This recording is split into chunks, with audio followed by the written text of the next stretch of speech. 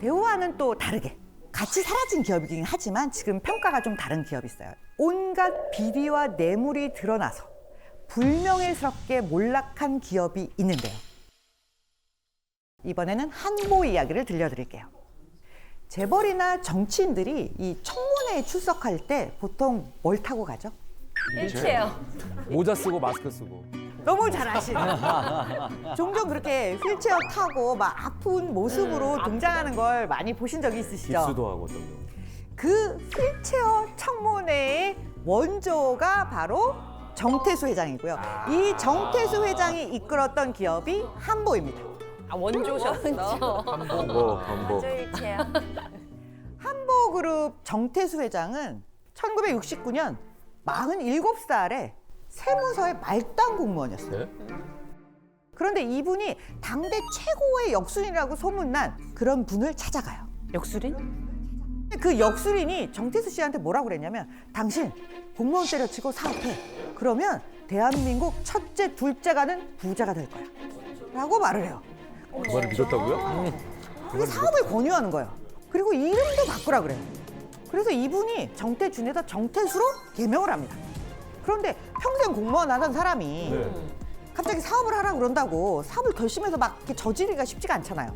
그렇죠. 그런데 그분이 사업의 구체적인 방향도 알려줘요.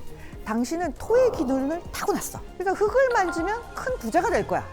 이 말을 듣고 역술인 한 명 더 찾아가요. 아, 그게 맞는지 확인을 하기 위해서. 의심이 많으시고. 근데 두 사람이 다 똑같은 얘기를 하는 거예요. 그러니까 이건 진짜 되나 보다.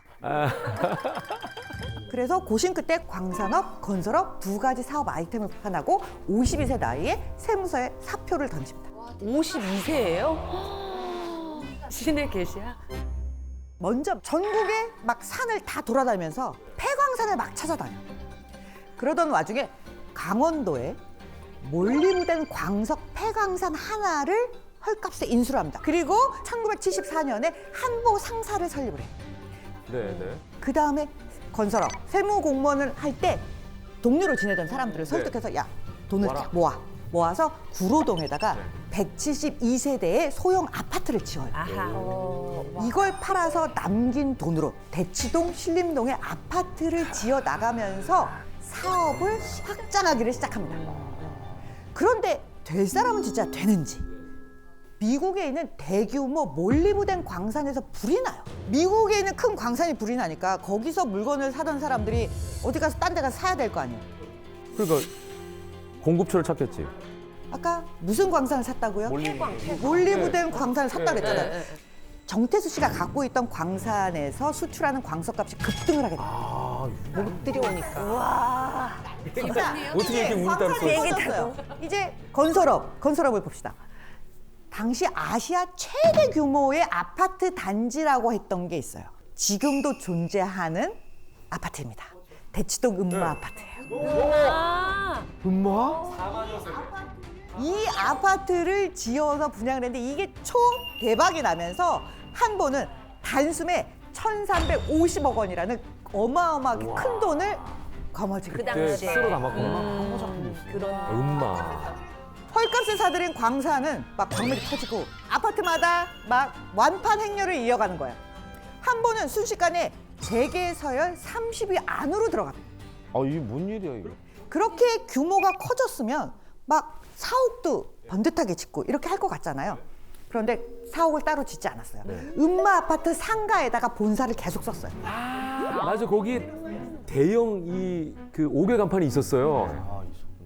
역술가의 예언대로 척척 말아서 떨어지니까 재벌 총수가 되어서도 역시 역술 경영을 계속하게 아, 되죠. 진짜?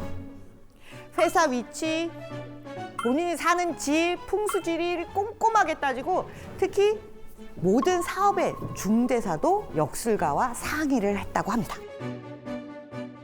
어쨌든 한보가 이렇게 커지고 나니까 한국 재벌의 특징이 있죠. 손을 안 대는 사업이 없어요.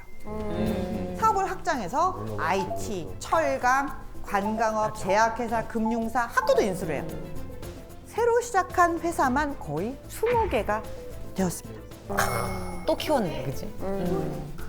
근데 정말로 이게 역술인이 말한 대운이었을까요? 아니면 미래를 예측하는 경영자의 통찰력이었을까요? 사실 이 한보 자신감의 배경에는 정태수 회장의 로비가 있었던 거예요. 왜냐하면 땅을 사는데 개발을 못하면 망하는 거잖아요. 근데 왜 그걸 개발할 수 있다라고 자신감을 가졌겠어요? 로비를 한 거죠. 한보는 어떻게 건설업으로 돈을 많이 벌었냐면요.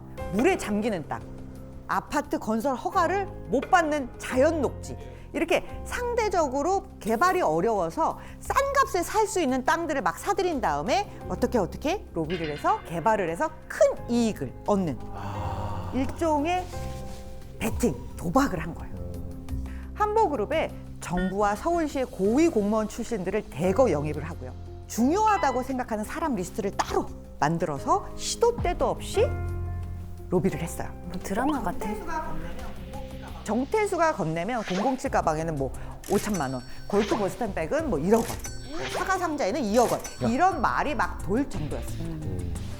그중에 크게 문제가 됐던 사건이 수서 사건이에요. 수서 지역의 땅을 사들이고 자신들이 유리하게 개발할 수 있는 방식을 하도록 전관계에 로비를 벌였습니다. 공무원, 정치인, 국회의원, 여야 가릴 거 없이 다 줬어요. 심지어 대통령한테까지 150억 원이나 준 걸로 밝혀졌습니다. 그런데 이번엔 그 역술인이 불길한 예언을 합니다. 뭐라고요? 정 회장의 운이 60세에 끊길 거라고 했어요.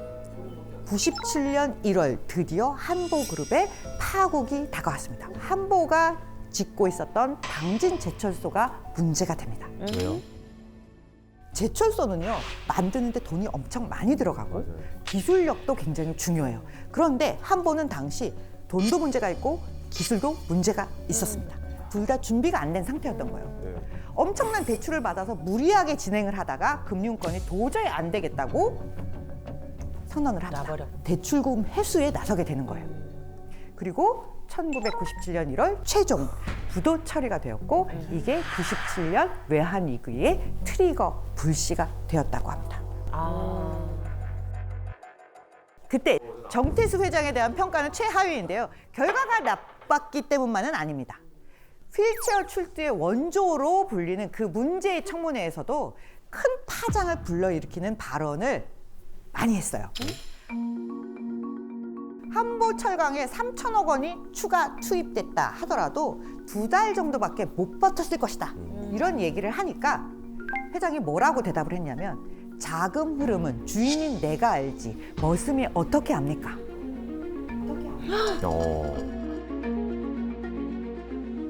대기업 총수가 공개적인 자리에서 자기를 주인이라고 부르고 자기 임직원을 머슴이라고 그렇게 비유를 했잖아요. 많은 회사원들이 저 청문회를 보고 기가 막혔고요. 일반 시민들도 분노했습니다. 현대사회에서 주인, 머슴 이런 얘기를 공개된 장소에서 할 정도 되면은 사실은 사람은 근본적으로 타고날 때부터 아래 위가 있다라고 생각하는 아주 이상한 방식인데 그게 나르시시즘의 한 축이거든요. 또 하나는 수단 방법 안 가리고 그렇게 행동을 한 걸 보면 또 소시오패스 같은 그런 느낌도 있고 이게 약간 그 둘의 굉장히 안 좋은 콜라보레이션이 막 지금 느껴지는데요. 복합체네. 총수의 정경유착, 본인의 돈주머니를 채우기 위해서 온갖 비열한 방법을 다 동원한 그런 경영을 하다 망하게 된 한보는 휠체어 청문회의 원조, 지금도 드라마의 대사로 사용되는 머슴 발언, 이것 때문에 더 불명예스러운 화제를 남기며 역사 속으로 영원히 나락으로 가게 됐습니다.